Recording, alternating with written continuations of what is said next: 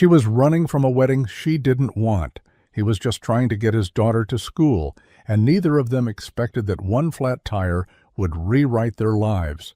Before we dive in, hit that subscribe button and drop a comment. Where in the world are you watching from?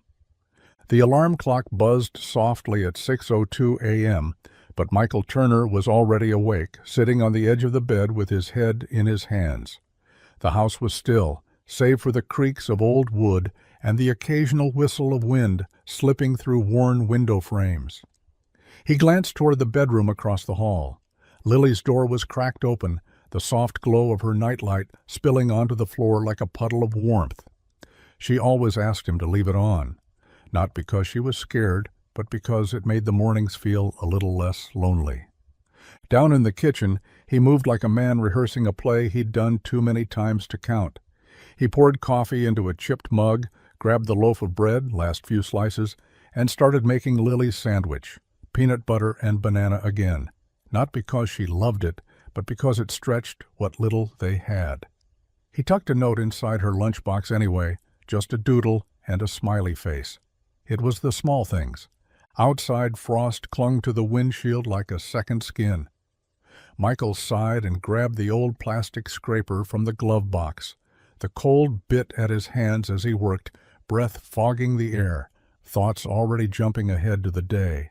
Back-to-back oil changes, a busted axle on Mrs. Dobbins' truck, and the looming electricity bill sitting unopened on the counter. He didn't need to open it. He already knew what it said. Back inside, Lily appeared at the kitchen doorway in her oversized pink sweater, hair sticking up like a sunflower. "Morning, Daddy," she said, rubbing her eyes. Michael smiled.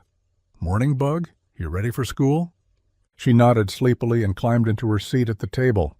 He set her bowl of cereal down in front of her and kissed the top of her head. "Big spelling test today, huh?" Lily gave a sleepy thumbs up. Michael grinned, but behind the smile was a weight he carried daily, the quiet pressure to keep things together, to keep her believing that everything would be okay, even when he wasn't so sure himself. The morning haze hadn't lifted yet, and the frost still clung to the fields like lace. Michael kept one hand on the wheel, the other balancing a lukewarm coffee in a reusable travel mug that had seen better years. Lily sat in the back humming to herself, clutching her backpack with both arms, legs swinging in rhythm. They were cutting it close, again, but he told himself they'd make it. They always did, somehow. Just past the old mill road, where the trees thinned and the highway shoulder widened, something caught his eye. At first he thought it was just debris, maybe a tarp or dress blown from a truck bed. But as they got closer, he slowed. It wasn't just fabric. It was a woman. She stood barefoot on the frozen gravel, the hem of a white wedding gown soaked and fraying, her arms wrapped around herself in a hug that looked more emotional than practical. Her heels were tossed nearby like she'd given up on them miles ago. Her hair, once probably done up for cameras and champagne, now fell loose and damp, curling in the cold. And the car, a white Bentley, sat lopsided with one front tire completely flat, its blinkers cutting through the morning stillness with mechanical impatience. Michael pulled over without thinking. Lily leaned forward, eyes wide. "Dad, is she a bride?" He put the car in park and nodded slowly. "Looks like it." She was pacing, a phone to her ear, lips moving in short bursts. From the look on her face, no one was answering, or maybe they were, and she just didn't like what they were saying. Michael stepped out, the cold air cutting through his jacket. "Excuse me," he called out gently. "You okay?" The woman turned fast, startled. Her mascara had streaked in perfect lines, but she didn't try to fix it. She stared at him a beat too long, like she wasn't sure if he was real or just another problem. Then she blinked, voice strained but polite. "Flat tire. And no one's picking up." Michael nodded toward her car.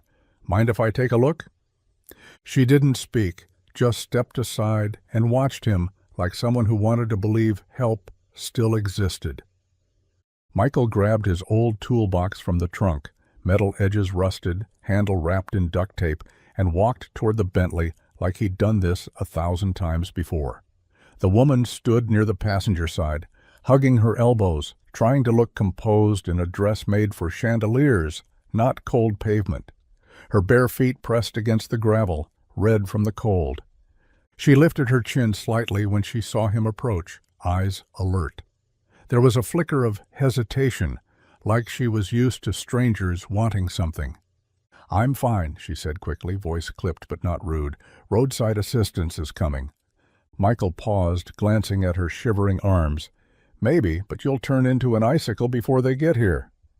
Her mouth opened, like she had another excuse ready, but the wind picked that moment to slap her hair across her face. She exhaled sharply, lips twitching. "It's just a flat," she muttered, almost to herself. "Then it'll only take me a minute," he said, kneeling beside the tire without waiting for her to argue. The cold seeped through his jeans as he inspected the damage. It wasn't bad, just a clean puncture, probably caught a nail on the shoulder. "I don't have a spare," she added after a moment. Michael tilted his head, surprised. Car like this should have come with a kit, or at least run flats. She shrugged, defeated. "It was a gift. I didn't really read the manual." He glanced up at her then, really looked. Her makeup was half worn, foundation faded, lips pale. But her eyes, they were striking. Not in the made-up, camera-ready kind of way, in the kind that looked like they'd seen too much in too short a time. "You got somewhere to be?" he asked, standing. She hesitated, then smiled without warmth. "Not anymore." Michael nodded slowly. "Well, I've got a patch kit in the trunk. It won't be pretty, but it'll get you off the shoulder." She studied him a second longer. "You really don't need to." "I know," he said, already walking back to his car, "but I'm gonna anyway." And she didn't stop him. The sky stayed gray and heavy as Michael knelt beside the Bentley, the cold mud already soaking through the knees of his jeans. His fingers worked quickly, familiar with the rhythm of the job, even if the car he was fixing was far beyond anything that usually rolled into his shop. The high-performance lug nuts didn't faze him, but the woman standing a few feet away, that was a different story. She had introduced herself as Rachel, just Rachel. No last name, no explanation. The name came fast, almost too smooth, like she'd rehearsed it.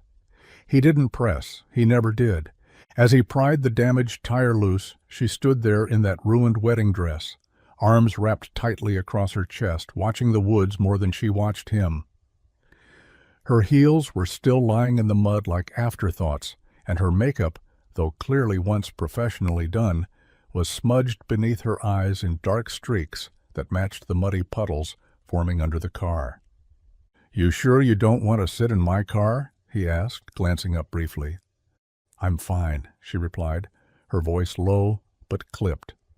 It wasn't unkind, just distant, like she was afraid to let anything crack through. She hugged herself tighter and looked away.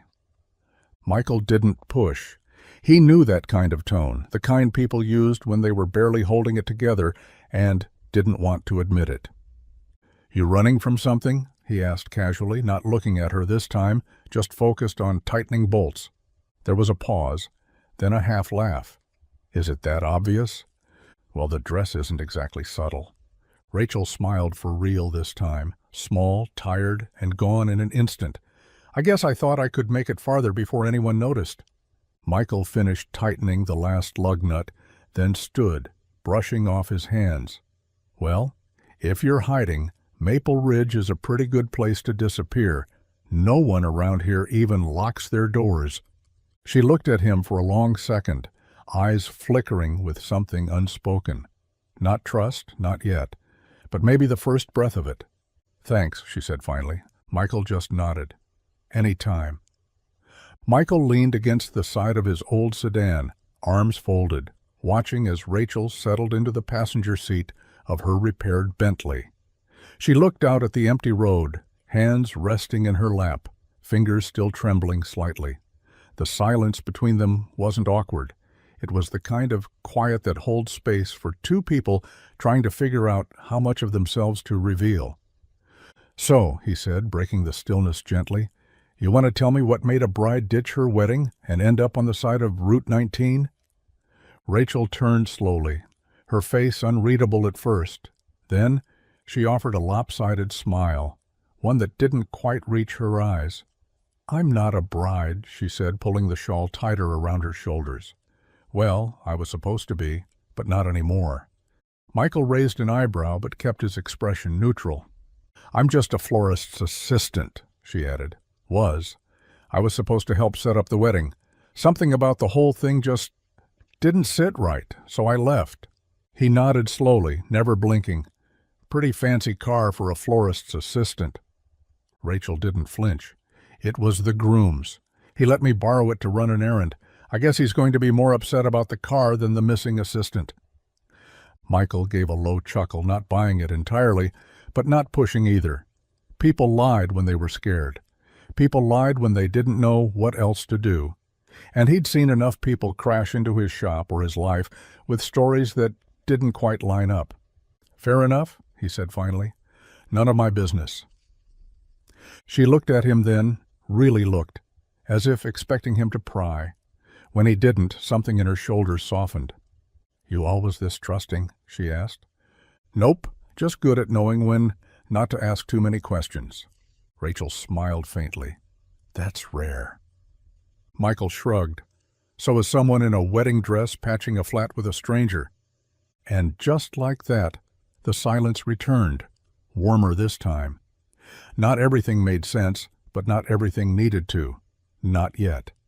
The gas station sat a quarter-mile up the road, one of those run-down places with a single pump, flickering neon, and a coffee machine that hadn't seen a deep clean since Reagan left office.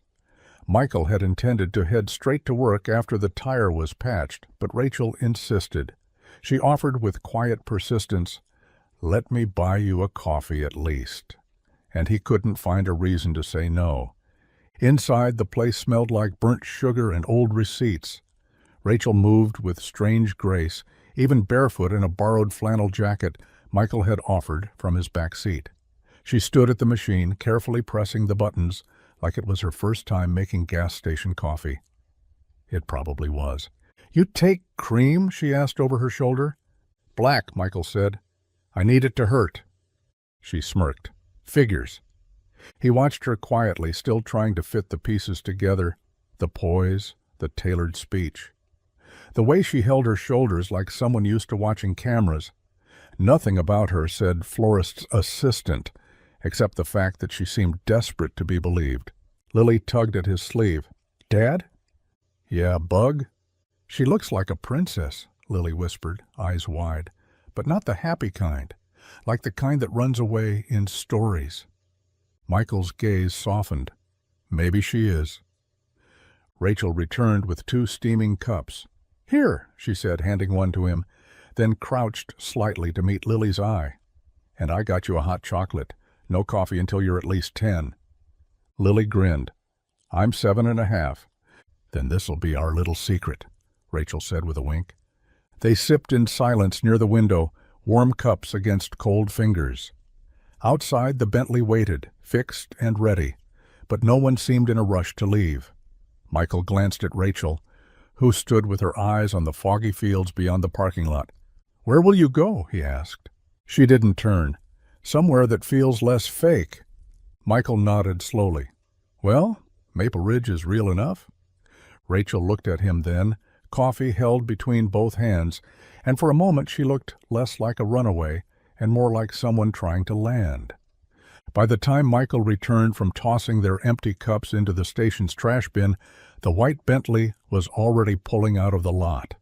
Its engine purred like a ghost, quiet but certain, tires crunching over half-frozen gravel as it disappeared into the morning fog. Rachel didn't roll down the window, didn't wave, didn't look back. Michael stood still for a beat, hands in his jacket pockets, the silence somehow louder now. He hadn't asked for her last name, hadn't pushed for a number or an explanation. It didn't feel right. She was running from something, and whatever that was, it needed space more than it needed questions. He watched the taillights fade down Route 19 until they vanished behind the trees. Lily stared from the back seat, her brow furrowed in confusion. "Dad!" She didn't even say goodbye. Michael turned, unlocking the car door. Guess she had somewhere to be. But she gave me hot chocolate, Lily insisted, like that should have meant something. She smiled at me. She did, he said softly. She's probably just in a hurry, that's all. Lily slid into the passenger seat, unusually quiet. She didn't swing her legs or hum like she usually did. Instead, she stared out the window, watching the frost on the glass catch what little sunlight made it through the clouds. Michael turned the key, the engine coughing to life. The heater groaned as it tried to warm the cabin. He glanced once in the rearview mirror, not because he expected to see her again, but because part of him wanted to. She looked sad, Lily said after a while, even when she smiled. Michael nodded, his hands tight around the steering wheel. Yeah, some people carry heavy things you can't see. The drive to school was quiet, the road still wet with thawing snow, the trees swaying gently in the cold breeze. And though neither of them said it out loud, something about Rachel's sudden absence hung in the air like unfinished words, a small ripple, a beginning that didn't know yet it had started. The bell above the diner door jingled as Michael stepped inside, the warmth hitting his face like a sigh. He shook off the cold and made his way to his usual booth near the window, the one with a heater vent beneath the table and a view of the snow-dusted street outside. Lily was across town with her friend's mom for a sleepover, giving him a rare evening alone and a chance to eat something he hadn't cooked in a dented pan. Nancy, the owner and part-time waitress, slid him a menu before he sat down. "Grilled cheese and tomato soup?" she asked, already scribbling it down. Michael gave a half smile. "You know me too well." "Comfort food on a cold night," she said, then nodded toward the wall-mounted TV. "You seeing this?" Michael turned just as the screen flashed to a breaking news segment. The banner at the bottom read, "Heiress missing, Isabel Whitmore vanishes on wedding day." A perfectly lit photo of a woman in a designer gown filled the screen, smiling, poised, hair swept elegantly over one shoulder. The kind of image polished by a PR team meant for magazine covers and gala invitations. But the eyes. Michael blinked. He knew those eyes. It wasn't just the bone structure or the rich chestnut hair or the curve of the lips. It was the weariness behind the smile. That same flicker he'd seen in a gas station earlier that day. The way she hugged herself like she was trying to stay in her own body. The way she looked at Lily, not like a woman on the run, but like someone who missed being real. He leaned forward slightly as the anchor spoke. Isabel Whitmore, daughter of auto industry magnate Charles Whitmore, disappeared just hours before her wedding this morning. Sources say she left without security or a trace. The Bentley she was last seen driving is also unaccounted for. Michael leaned back in the booth, a low whistle escaping his lips. "Well, she sure didn't look like a billionaire in that mud-soaked dress," he muttered. Nancy looked over. "You say something?" Michael shook his head, eyes still on the screen. "Nope, just think I saw a ghost today." Michael stirred his soup slowly, watching the steam rise and swirl like fog against the window pane. On the TV, Isabel Whitmore's face lingered, still framed in that perfect wedding portrait, still smiling, like she had no idea she was about to vanish. It didn't line up. Not with the woman he'd met this morning, not with Rachel. Rachel had mud on her feet and streaks of mascara under her eyes. Rachel didn't talk like someone who'd been pampered her whole life. She talked like someone who'd been cornered, like she was trying to keep herself together with duct tape and defiance. Whoever this heiress was, Michael figured, she probably had 5 assistants to brush her hair and pick out her toothpaste. He let out a soft laugh, shaking his head as he tore a piece of grilled cheese in half. "No way," he muttered to himself. "Couldn't be." Coincidence, that's all it was. Lots of people ran out on weddings, and sure, not many ended up in Maple Ridge, and fewer still were driving Bentleys. But it didn't mean anything. People could look alike. People could tell half-truths without meaning harm. Besides, Rachel had been too grounded. She didn't flinch when he handed her a hot chocolate. She didn't correct Lily when she said their car broke down all the time. And when he offered help, she didn't act like she was above it. No offense to billionaires, but that wasn't exactly their calling card. Still, the resemblance gnawed at him. He finished his meal in silence, nodding a quiet thanks to Nancy as he dropped a few bills on the table. The news had moved on to something else, stock markets or some celebrity divorce, but that face lingered in the back of his mind like a shadow that didn't belong. By the time he stepped back into the cold night, his breath forming quick white clouds, Michael had convinced himself it was all in his head. Too many bills, too little sleep, that's all. And anyway, he thought as he started the car, what would someone like her be doing on his road, in his town, needing someone like him? The days settled back into their usual rhythm like a worn record finding its groove. Michael rose before the sun, made breakfast with whatever was left in the fridge, packed Lily's lunch, and dropped her off at school with a kiss on the forehead and a quiet, "Do your best." Then it was off to Harrison's auto, where the heaters barely worked but the work never stopped. There was always something to fix. A rickety pickup with a misfiring engine, a teenager's beater stalling at every stop sign, Mrs. Dobbin's truck again with the same knocking sound no one could ever find. Michael moved through each job like muscle memory, his hands blackened with grease, his back aching by lunch, his wallet still too light by the time he got home. Nights were filled with helping Lily with homework under the dim kitchen light, reheating leftovers, and checking the thermostat every hour to make sure the ancient furnace hadn't quit again.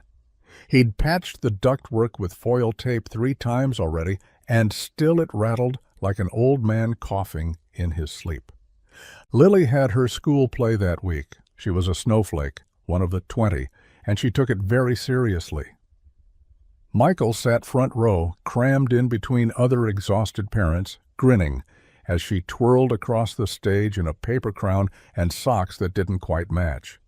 She waved at him mid-performance, and he waved back, heart swelling like it always did when she looked his way. It was a good kind of tired he carried at night, the kind that came from doing things that mattered, even if no one else noticed. He thought about Rachel now and then, usually when he saw a Bentley in a magazine or caught a glimpse of something white blowing down the road that wasn't snow. But she faded like fog in a rearview mirror, just another roadside memory. Life didn't pause for mysteries. It kept moving, one oil change, one math worksheet, one electric bill at a time, and for now, that was enough. Or at least, that's what he told himself.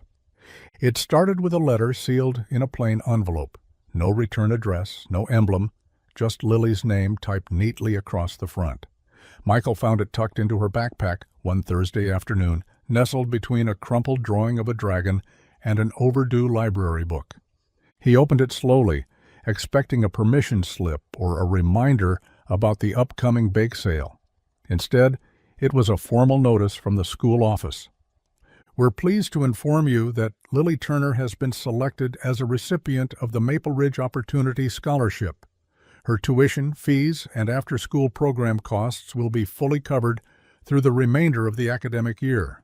This donation was made possible by an anonymous benefactor dedicated to supporting the children of single parents. Michael read it twice, then a third time, just to be sure he hadn't misunderstood. He stood in the kitchen, the fridge humming beside him, his boots still unlaced and his jacket half off. The words on the page didn't make sense. There was no application, no interview. He hadn't asked for help. Lily came bounding into the room moments later, still wearing her paper snowflake crown from rehearsal. "Dad, Miss Colleen said my school's free now.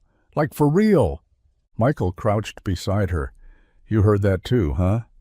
She nodded, beaming. "Can we still go on the field trip? Even the museum part with the bus?" He ruffled her hair, his mind spinning. "Yeah, Bug, looks like we can." At work the next day, he asked a few quiet questions. The school secretary said the donation had come through last week, a sizable amount, earmarked for single-parent families. No one knew who sent it, or if they did, they weren't saying.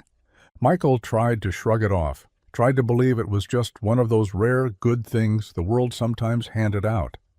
But as he tightened bolts and rotated tires that afternoon, his mind drifted back to a woman in a ruined wedding dress, standing barefoot in the cold with a coffee cup in her hand and something unspoken in her eyes. Maybe some debts are paid without asking. Maybe some goodbyes aren't really endings. The market on Main was quiet that Saturday morning, the kind of small-town quiet where the loudest sound was the wheel of a rusted cart squeaking against tile. Michael had come for apples and eggs, maybe a loaf of bread if he could stretch the budget. Lily was at a birthday party down the road, and the unexpected stillness felt almost foreign. He moved through the produce aisle with slow steps, nodding at familiar faces. Maple Ridge was the kind of place where no one really stayed strangers for long. But then he saw her. At first it was just a glimpse. A woman in a gray hoodie with the hood pulled up, sunglasses too big for the dim lighting inside. She stood near the tomatoes, head down, fingers hovering indecisively over a row of overripe fruit.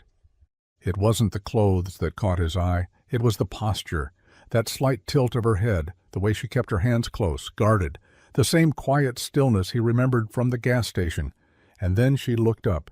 Even behind the sunglasses he knew. Rachel, or Isabel. She froze too, just for a second. Then her fingers closed around a tomato, and she looked back down as if she hadn't seen him. But it was too late. He was already walking toward her. "Didn't expect to find you debating vegetables in aisle 3, he said gently. She smiled, just slightly, and pushed the glasses up onto her head. "Didn't expect to be found at all," she replied. Her voice hadn't changed. Still calm, deliberate, tinged with something softer now, less guarded. "I figured you vanished for good," he said. "The news made it sound like you'd stepped off the planet." She looked at the tomato in her hand, then placed it gently back on the display. "I tried. Turns out the planet's smaller than I thought." They stood there a moment, surrounded by potatoes and cantaloupes and the quiet hum of a nearby freezer. He didn't ask why she was back. He didn't need to. "You hungry?" he asked. "There's a diner up the road. Coffee's awful, but the pancakes hold their own." She looked up at him, sunglasses dangling from one hand. "Only if they have maple syrup." Michael smiled. "This is Maple Ridge. What else would we serve?" They moved slowly through the produce aisle, shoulder to shoulder, but not touching. The overhead lights buzzed faintly, casting a pale glow over rows of bruised fruit and plastic-wrapped herbs. Michael kept his hands in his pockets, more out of habit than awkwardness, glancing occasionally at her as she compared apples like she hadn't been on national headlines just a week ago. He picked up a Honey Crisp and held it out. "These are the best," he said casually. "Crisp. Sweet. Don't taste like cardboard." Isabel took it from him without looking. "Do I look like someone who eats apples?" "You look like someone trying really hard not to be noticed." That earned him a flicker of a smile. She placed the apple in her basket and continued walking. "You're not denying it anymore," he said after a few more steps. She sighed, brushing a strand of hair from her cheek. What would be the point? Michael nodded, letting silence stretch between them. It wasn't uncomfortable. It was thoughtful, like two people circling a truth they weren't sure they had permission to say aloud. They passed the end of the aisle, turning toward the refrigerated section. He grabbed a carton of eggs. She stared at a row of bagged spinach like it held answers. Finally she said, "I needed to disappear." He didn't speak, just waited. She turned to him, her expression softer than before. "Everyone around me wanted to fix it. Make it look perfect. Pretend I was okay. But you didn't ask why. You just helped." Michael's brow furrowed. "Didn't seem like you needed someone digging through your story." She smiled again, smaller this time, but real. "No one ever thought that before. Not in my world." He watched her tuck her hair behind her ear. No makeup, no camera-ready smile. Just a woman in a hoodie holding an apple like it might break if she squeezed too hard. "I'm not here to stay," she said quietly. "I figured," he replied. "Doesn't mean you can't sit for a coffee before you go." She looked at him, eyes unreadable but no longer hidden. "1 cup," she said. "Maybe 2." And they walked toward the checkout without another word. The bell above the garage door rang with a hollow clang as Michael looked up from under the hood of a rusted Ford. At first he thought it was a customer, maybe old Mr. Vance needing his radiator checked for the 3rd time this month. But when he straightened and wiped his hands on a rag, it was her, Isabel, or Rachel, or whatever name she needed today, standing in the doorway in jeans and an old sweatshirt that looked suspiciously like it belonged to him. "Brought you this," she said, holding up a brown paper bag. "Real food, not from a vending machine." Michael raised an eyebrow. "Bribery won't get you out of sweeping the floor." "I was hoping it would," she said, but she was already stepping inside. She didn't hesitate, didn't stand on the edges like someone unsure of her place. She walked straight to the broom leaning against the wall and began sweeping the dust and gravel into a slow-moving pile. The silence wasn't awkward. It was comfortable, broken only by the creak of the broom and the occasional clang of tools. Michael watched her for a moment, then went back to his work, stealing glances now and then. It was strange, seeing someone who used to belong to the world of glass towers and evening gowns now collecting bolts off the floor like it was the most natural thing in the world. "You're not half bad at that," he said eventually. "I had a greenhouse once," she replied, "at my family's place in Vermont. The kind of place with a gardener on payroll, but I'd sneak out anyway.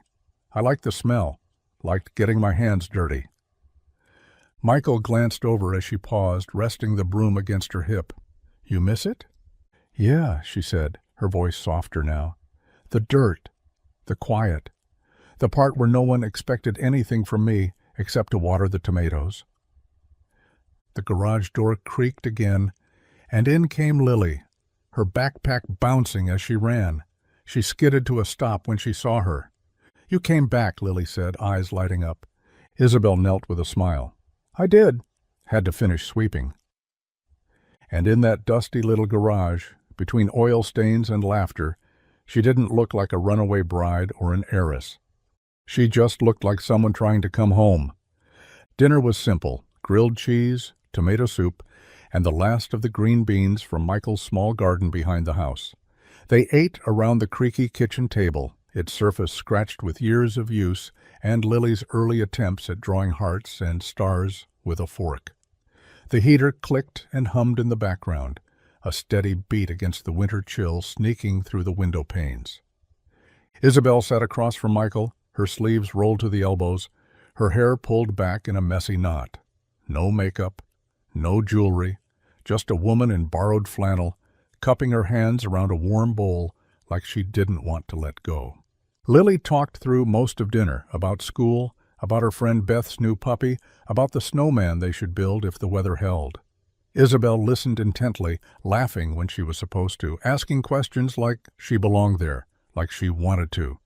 After Lily was tucked in, after the dishes were rinsed and the house had quieted, Michael poured 2 cups of tea and slid one across the table. "You don't have to stay if you don't want to," he said gently. "But it's not often I see you still this long." She traced her finger along the edge of the cup. "You ever lived somewhere that felt more like a museum than a home?" Michael didn't answer. He just waited. Isabel leaned back in the chair, her eyes distant now. "We had a mansion growing up, 3 kitchens, an elevator, marble staircases that echoed when you cried. But no one ever asked why you were crying. They just made sure your face looked okay for the next meeting." She gave a bitter smile. "My parents didn't raise me. They managed me. Tutors, posture coaches, etiquette lessons before I even learned how to swim. Every part of my life was curated, especially the people." Michael watched her closely but didn't interrupt. "My wedding wasn't for love. It was a merger. The groom was chosen before the engagement ring ever was. I was just the last detail to be negotiated." She took a sip of tea and looked up at him. "That's the castle I escaped from." Michael nodded once. "And now you're here, in a drafty kitchen, with soup and grilled cheese." She smiled softly. "And somehow, it's the first time I've felt full in years." The wind outside rattled the windows as Michael added another log to the stove, the fire crackling to life again in the cast iron belly of the old heater. Isabel sat cross-legged on the floor nearby, a blanket draped over her shoulders, Lily fast asleep upstairs. The room was quiet, shadows dancing across the walls from the flames. It was the kind of silence that invited truth. Michael leaned against the arm of the couch, tea in hand, watching her for a long moment before he spoke. "I knew," he said quietly. Isabel glanced up. "Knew what?" He held her gaze. "That you weren't Rachel, not really." She blinked, but didn't speak. "I saw the news at the diner, saw your face. Isabel Whitmore, missing bride, billionaire's daughter, headline girl." He took a sip from his mug. "You didn't fool me as much as you think." Her shoulders stiffened, the calm mask twitching at the edges. "But," he added, "I didn't say anything because you didn't act like someone who wanted to be found, and you definitely didn't act like someone who needed rescuing." Isabel's breath hitched slightly. "Everyone else either panicked or tried to put me back together. You're the only one who didn't." "I've been fixing broken things my whole life," he said, setting the mug down. "But only the things that asked to be fixed. You weren't one of them." She looked at him then, eyes soft, voice barely a whisper. "Why didn't you treat me differently?" "Because the girl standing barefoot in the mud, crying over a flat tire, that wasn't some heiress from a magazine. That was just someone tired of pretending." A long silence stretched between them, not uncomfortable, just heavy with all the things they didn't need to say out loud. She looked away, her voice steadier now. "I didn't know what I was looking for when I left." "And now?" he asked. She met his eyes again. "Now I think I was just hoping to meet someone who saw me before the name." Michael smiled. "Then maybe you were looking for the right kind of nobody." The next morning, the sun crept slowly over Maple Ridge, casting golden light on the frost-tipped roofs and gravel roads. Isabel, hood up and coffee in hand, walked beside Michael as he pushed open the doors to Harrison's auto. The metal groaned in protest like always, and the familiar scent of grease and gasoline wrapped around them like a welcome-back hug. Michael half expected whispers, stares, at the very least a raised eyebrow or two.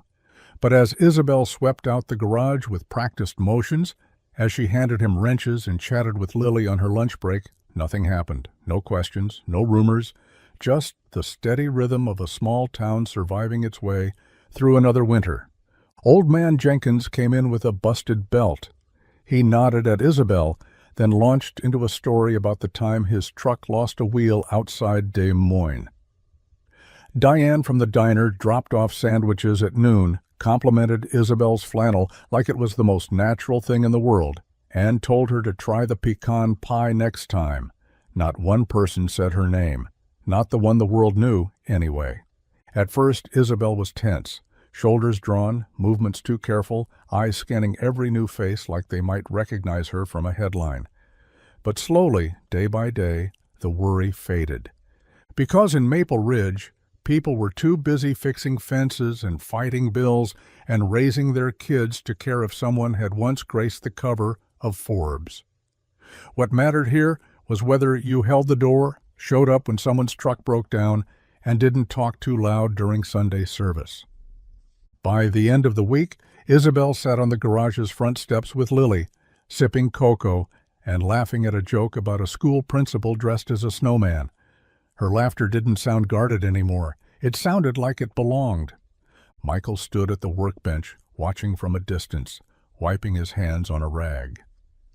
In a world obsessed with names, flash, and noise, somehow this forgotten town, this little patch of cracked pavement and honest labor, had given her the one thing she didn't know she needed: silence, space, and the freedom not to be seen.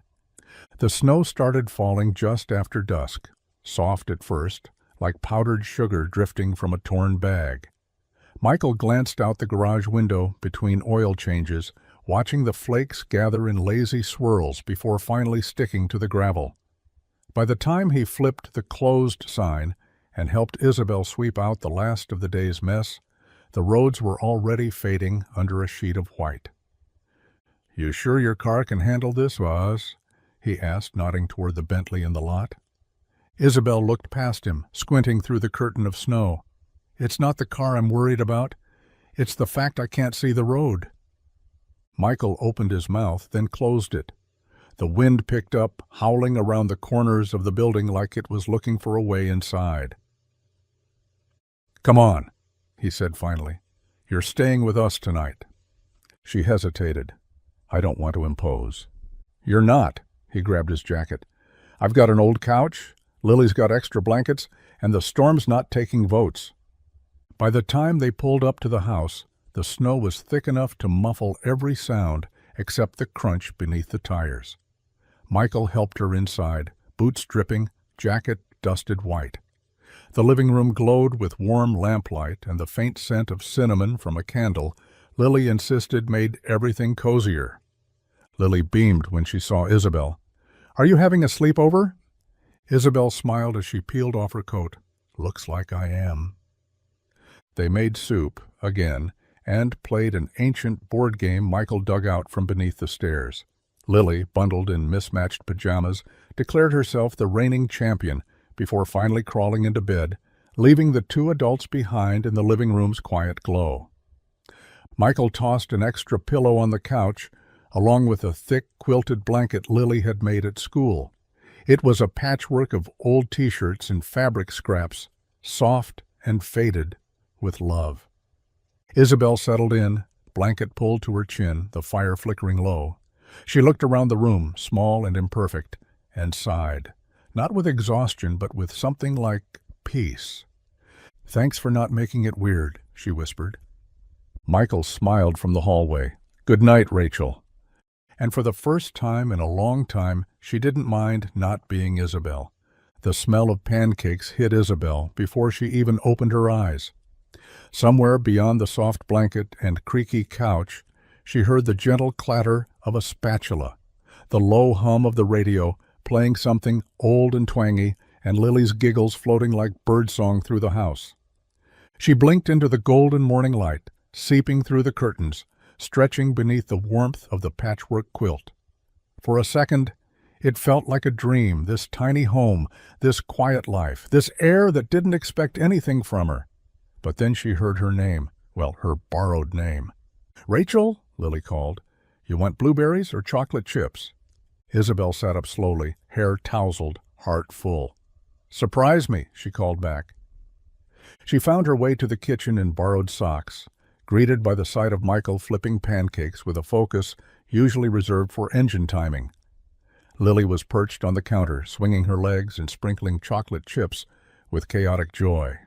"Morning," Michael said without looking up.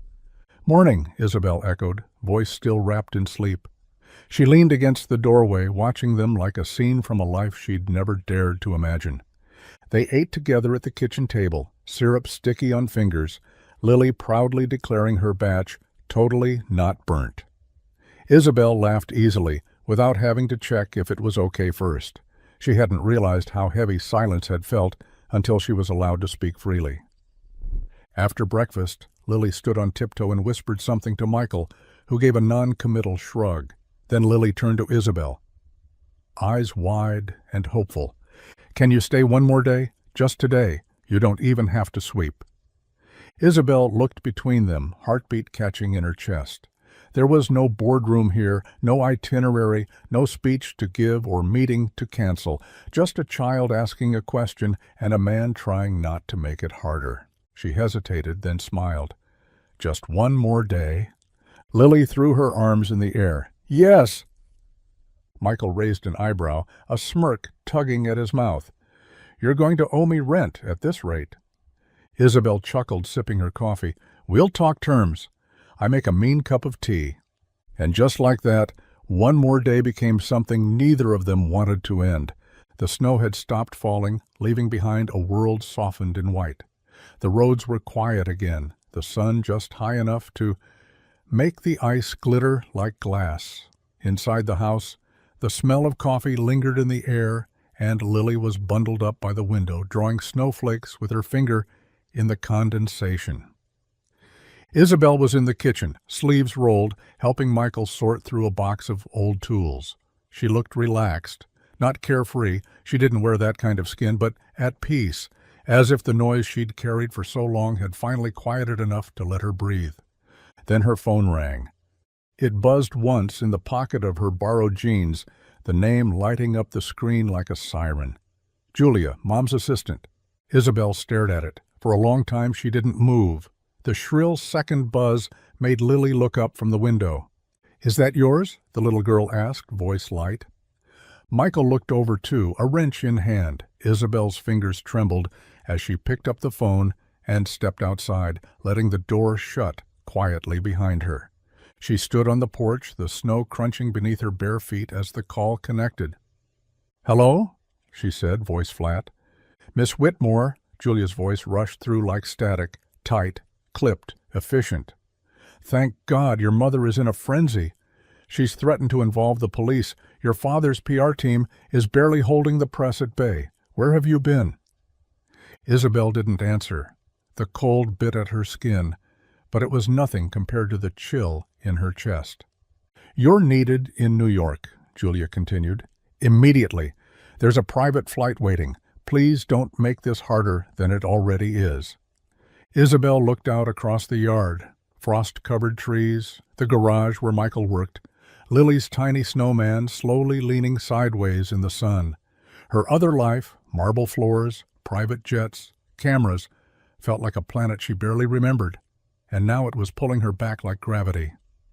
"I'll call you back," she said quietly, and ended the call before Julia could respond. She stood there for a moment longer, staring into the snow-dusted stillness. Then, with a slow breath, she stepped back inside, carrying the weight of a world she'd tried to leave behind.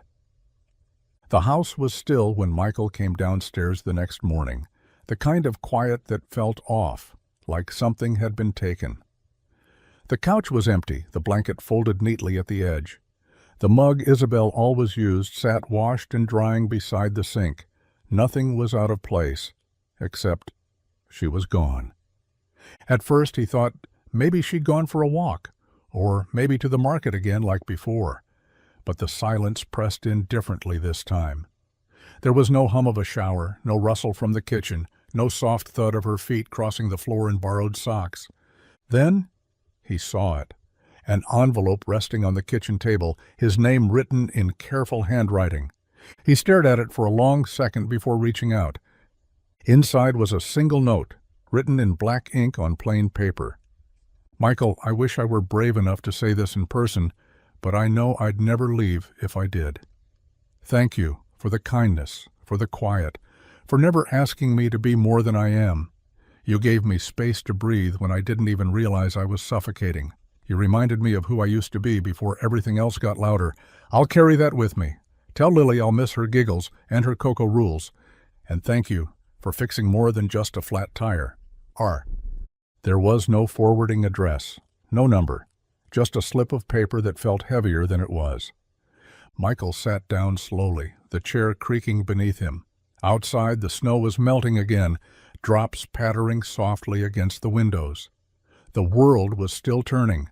People would still come by with broken mufflers and sputtering engines. Lily would still need help with homework and a ride to school. But something had shifted. She hadn't taken anything, not a coat, not a keepsake, just left a few words and a silence that wasn't quite empty. Michael folded the note, tucked it back into the envelope, and stared out the window, wondering if some people only pass through your life to show you what you were missing, and what you might not get back. The days that followed moved with that slow, heavy kind of quiet that settles in after something breaks, but no one wants to admit it. The snow outside began to melt, revealing patches of stubborn grass and puddles that reflected the pale winter sky. Life didn't stop. Maple Ridge never did. But inside the Turner house, the rhythm had changed. Michael didn't talk about it. Not with the guys at the garage, not with Nancy at the diner, not even with himself. He went to work, fixed what needed fixing, came home, made dinner, helped with homework. But something about the air in the house felt thinner, like someone had opened a door and let something important slip out into the cold. Lily noticed first. She always did. The first morning, she came downstairs, rubbing her eyes. "Where's Rachel?" she asked, half awake. Michael paused at the stove, hand gripping the spatula just a second too long. "She had to go," he said simply. "Oh," Lily said. She sat down slowly at the table. "Will she be back?" Michael didn't answer. He just flipped the pancake. The next day she asked again, "Did she say goodbye?" He nodded, in her own way. On the third day, Lily didn't ask, but she left an extra marshmallow in the cocoa mug Rachel used to drink from, placing it neatly beside the kettle. By the end of the week, Michael caught her sitting by the window, chin resting on her hands, watching the road with a quiet that hurt more than any question. When he asked if she was okay, she shrugged. "I just thought she liked it here." Michael crouched beside her, unsure of what to say. He was never good with lies, even worse with half-truths, so he offered the only thing he had left. "Sometimes people leave, not because they don't care," he said gently, "but because they don't know how to stay." Lily nodded, her eyes too old for 7. "But I still miss her." Michael pulled her into a hug, her small frame fitting against him like she always had. "Me too, Bug," he whispered. "Me too." Spring had come to Maple Ridge in quiet whispers, bud-heavy trees, muddy boots at the door, and sunlight that lingered just a little longer each evening. Life moved forward in small, steady steps. Michael worked the garage. Lily planted marigolds in old tires behind the house. The snow had melted, but the space Isabel left behind hadn't. Then, one Thursday afternoon, a letter arrived. Not a bill, not an ad. A heavy envelope with embossed lettering and a wax seal that looked far too elegant for a mechanic's mailbox. Michael opened it with greasy fingers, brows pulling together as he read, "You are cordially invited to the Whitmore Foundation's annual charity gala, honoring individuals who have made meaningful contributions to community development and youth empowerment." Below that, his name, Michael Turner, guest of honor. He read it again, then again. His name wasn't printed by mistake. It was etched in bold, deliberate ink. All expenses paid. Travel, hotel, tux rental. A contact number at the bottom along with a note. Formal attire required. Dinner to follow. Michael lowered the letter and looked across the garage at the busted Civic he was supposed to finish by 5. It didn't make sense. He hadn't done anything special, unless fixing cars and showing Lily how to tie her shoes now counted as heroic. He told himself it was a mistake, a misprint, a mix-up with another Michael Turner from another small town with a bigger story. But when he called the number, the woman on the other end confirmed it plainly.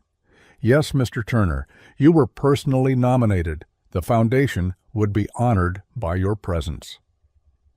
Michael hung up with a strange weight in his chest. He hadn't been further than 2 counties in over a year. The last time he wore a suit, it was at a funeral. When he told Lily, her face lit up like a birthday candle. "You're famous," she squealed, dancing across the living room in mismatched socks. "Can I come too? I'll wear the sparkly dress Aunt Carol gave me." Michael laughed, pulling her into a hug. "I guess we better find me a tie." But deep down a question gnawed at him. This wasn't just about community work. Someone had seen him, chosen him, and part of him already knew who. The ballroom sparkled like something out of a movie Michael would never have watched on purpose. Crystal chandeliers shimmered above tables dressed in silver linen. Waiters in tuxedos floated silently between guests, refilling champagne flutes and serving food he couldn't pronounce. Every conversation around him sounded polished, like it had been rehearsed in the mirror before the guests even walked in. Michael stood near the back, hands stuffed awkwardly into the pockets of his rented tux, the tie knotted too tight around his throat. Lily, sitting beside him in her sparkly dress and sneakers, clutched his hand like a lifeline, her eyes wide as saucers. "You think they have chicken nuggets?" she whispered. "I'd settle for a cheeseburger," Michael murmured back. No one in the room looked like him. Their suits fit without pins. Their hair was professionally done. Their shoes didn't squeak. Michael caught a few curious glances. Polite but curious, like everyone was wondering how a mechanic had wandered into their porcelain world. Then the lights dimmed. A soft chime echoed through the room, and a spotlight cut across the stage. A woman in black stepped up to the microphone. Tonight, we honor individuals who have made an impact not by wealth or fame, but by heart, resilience, and quiet dedication. And our final honoree is someone very special. Michael's breath caught. The woman stepped aside, and from the shadows, Isabel walked out. Not Rachel, not the runaway bride, but Isabel Whitmore. In a gown of silver and midnight, hair swept into soft waves, her face glowing under the lights, not with makeup, but with purpose. Michael felt the room shift. Gasps, whispers, the missing heiress, the girl who vanished. There she was, standing tall, eyes scanning the crowd, until they landed on him. She smiled, soft and private, just for him. Michael stood frozen. Lily squeezed his hand. "Dad," she whispered, grinning, "it's her." He couldn't speak, couldn't move. He just stared, heart thudding against his ribs as Isabel stepped up to the microphone and prepared to speak. Whatever this night was, whatever this was becoming, it had just changed forever. Isabel stood behind the podium with her hands resting gently on the polished wood, the weight of the spotlight soft against her face. The room had fallen completely silent, forks frozen mid-air, conversations half swallowed. Everyone was waiting for a story. What they got was something else. She looked out over the sea of designer suits and diamond necklaces, pausing before she spoke. "Most of you know me as Isabel Whitmore," she began, her voice clear but calm. "And for most of my life, that name has meant money, legacy, expectations, pressure. I was born into a world where everything had a price tag, where success was measured in headlines and handshakes. But several months ago, I did something that wasn't expected. I left. I ran." She let the words hang in the air, honest and bare. "I didn't leave because I was lost. I left because I was finally ready to find something real. And I did, on the side of a frozen road in the middle of nowhere. I met a man who didn't know who I was, who didn't care. My hair was a mess, my dress was ruined, and my car was broken down.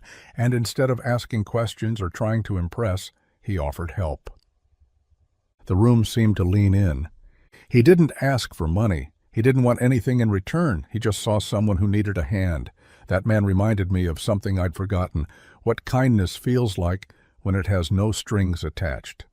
Isabel looked down for a breath, then lifted her gaze again, this time toward the back of the room. "He didn't save me because I was rich. He saved me because that's just who he is.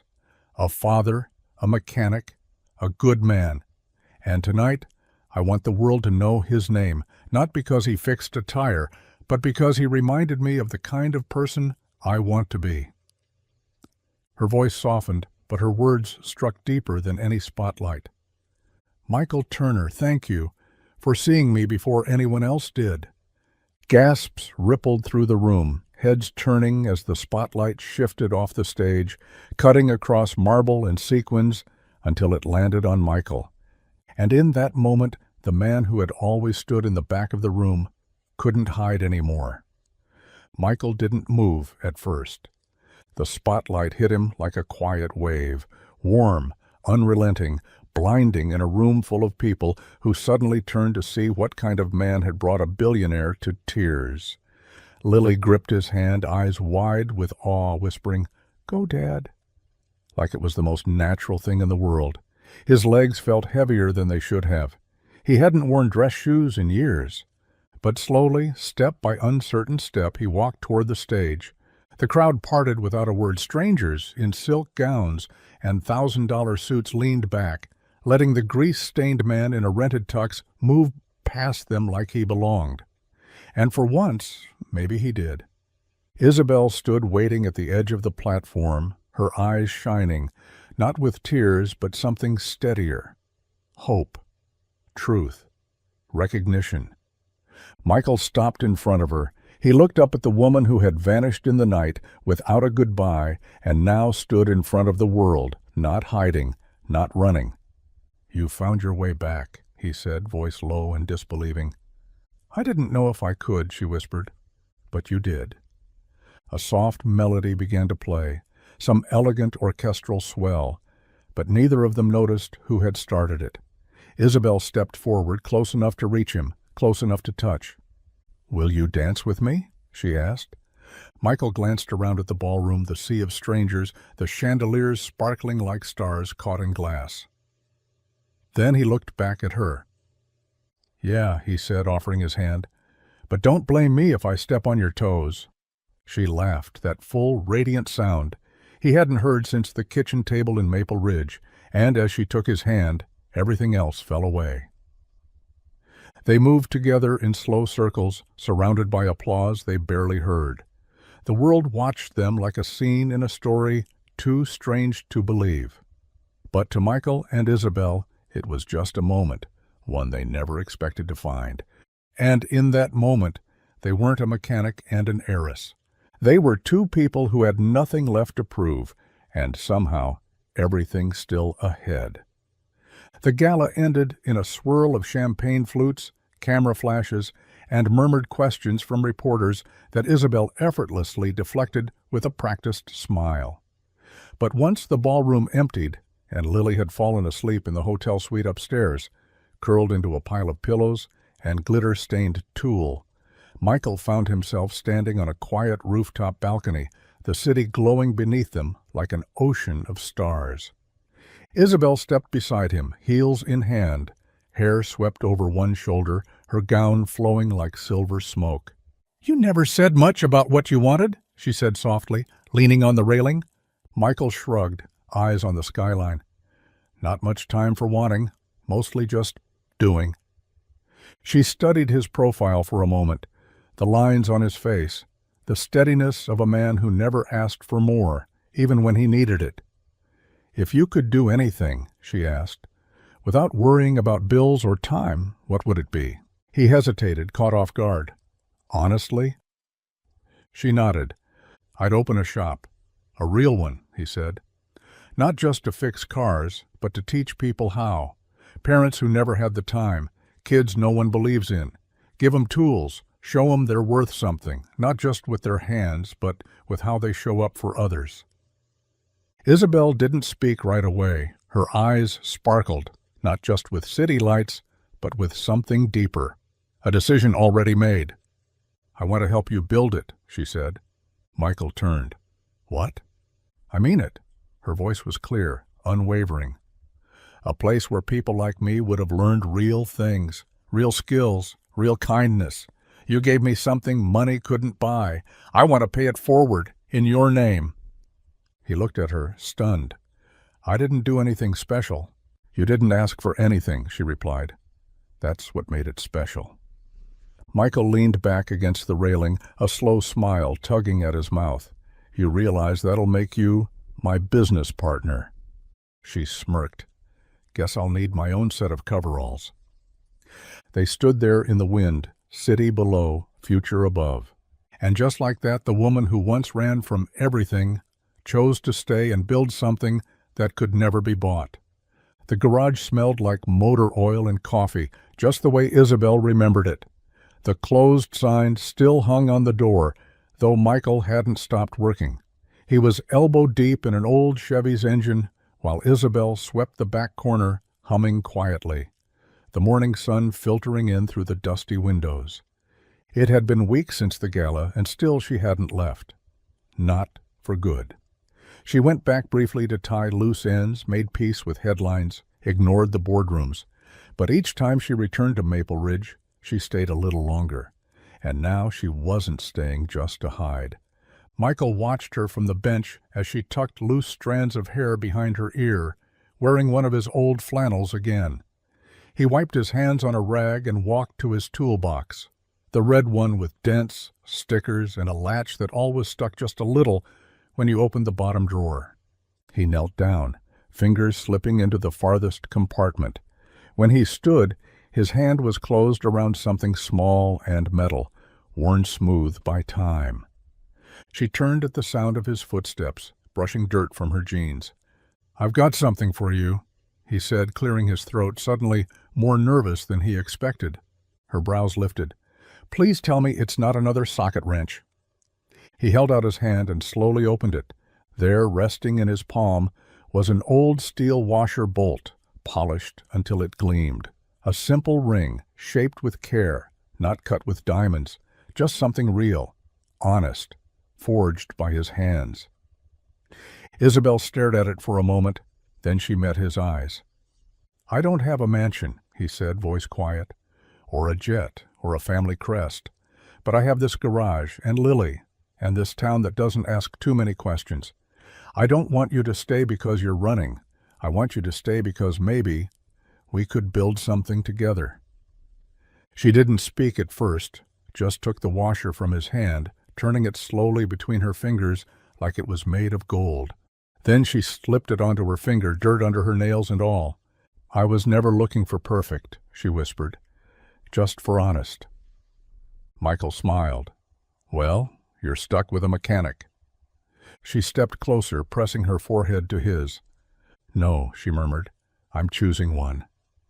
The air in the garage was warm, with the scent of dust and diesel, the kind that clung to your skin and refused to leave. Outside, birds chirped in the maple trees, and the old radio in the corner played something crackly and sweet. Isabel stood in the middle of it all, barefoot, wearing jeans that used to belong to Michael, and a sweatshirt faded from too many washes. And on her finger, the polished washer bolt caught the light, like it had always belonged there. She had said yes, not in a ballroom, not in a private jet, but here, where the floor was stained with years of oil and effort, and where love didn't have to come dressed in diamonds. Michael stood nearby, stunned into stillness. He wasn't the kind of man who assumed anything, not grace, not forgiveness, and definitely not someone like her. But she had slipped the makeshift ring onto her finger without hesitation, like it was the only promise she ever wanted to wear. "Are you sure?" he asked softly, wiping his hands on a rag that only made them dirtier. She smiled at him, that slow, sure smile that made him feel like the whole world had finally stopped spinning long enough to let him breathe. "I'm not saying yes to some fantasy," she said. "I'm saying yes to oil under my nails, pancakes at midnight, teaching Lily how to drive in a truck with a dented bumper. I'm saying yes to the mess and the mornings and the Mondays. I want that." Michael let out a breath he hadn't realized he'd been holding. She took his hand, still calloused from work, and laced her fingers through his. "I've worn gowns that cost more than this whole garage. I've lived in houses with so many rooms I never found all of them, but nothing in that world ever made me feel clean." He looked at her, eyes glassy. "And this does?" She nodded.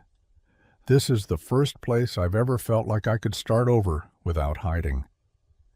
Outside, the wind swept gently through the trees. Inside, the garage hummed with a different kind of energy, one not built on power or prestige, but on love that had nothing left to prove.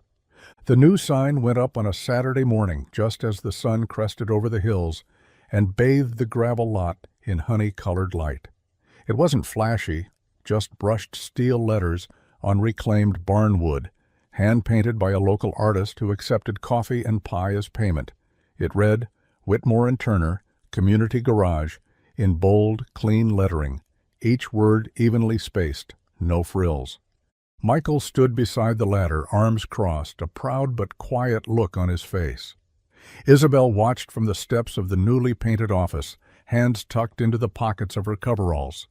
Lily danced between them, arms out like an airplane, spinning in circles beneath the sign. "No one's going to believe that name's real," Michael said, half joking, half awed. "That's the point," Isabel replied, a smile curling at the corners of her lips. "Let them think it's some distant investor or your rich aunt in Chicago."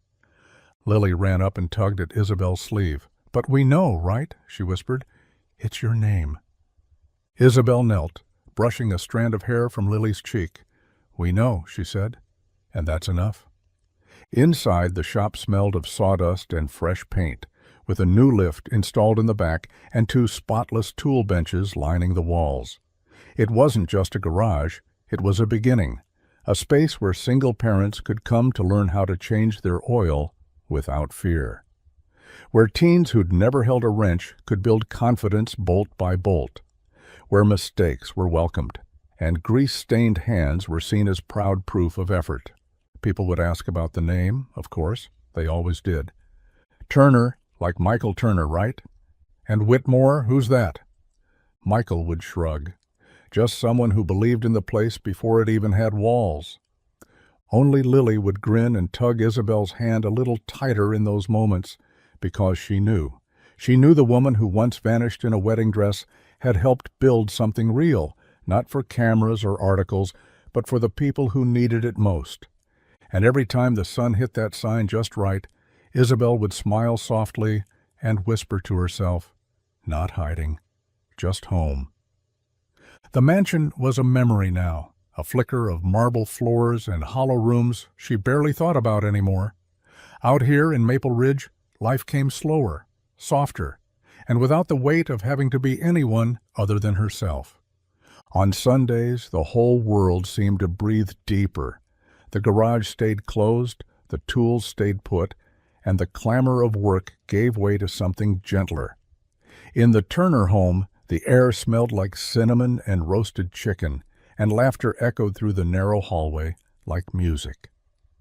Isabel, still Rachel to most in town, stood barefoot in the kitchen, flipping pancakes in an old cast-iron skillet that had been passed down through Michael's family.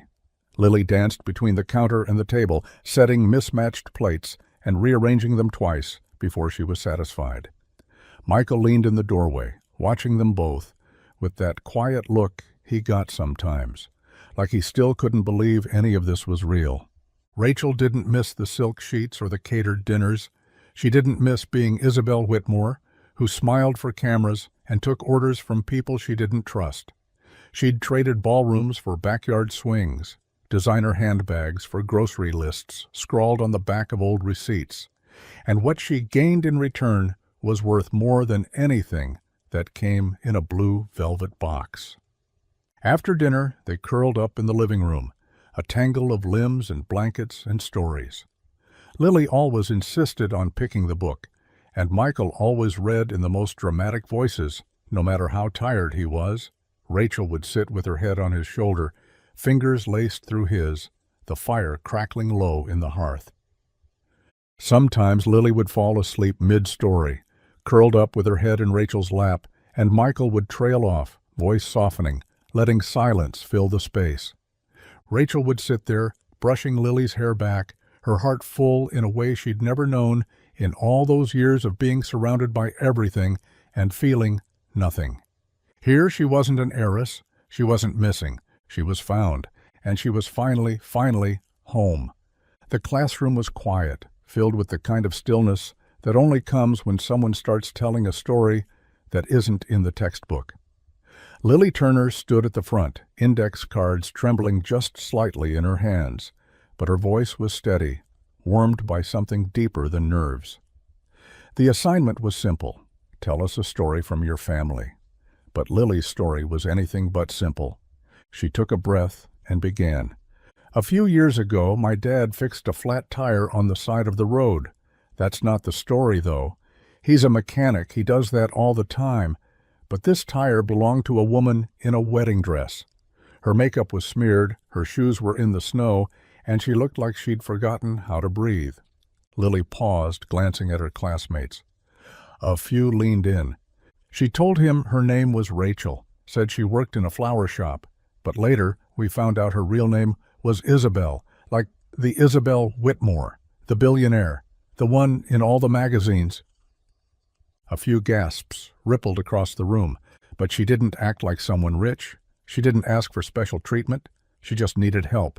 And my dad helped her, not because he knew who she was, not because he wanted anything, just because that's what he does. Lily smiled then, soft and certain. She stayed with us, cooked pancakes, swept the garage, taught me how to make hot cocoa with the exact right number of marshmallows. She married my dad later, but not because of money or a fairy tale, because she found something she'd never had in her old life. She lifted her eyes, no longer reading from the cards. She found home, in an old garage, in the smell of grease and firewood, in the way my dad listens more than he talks.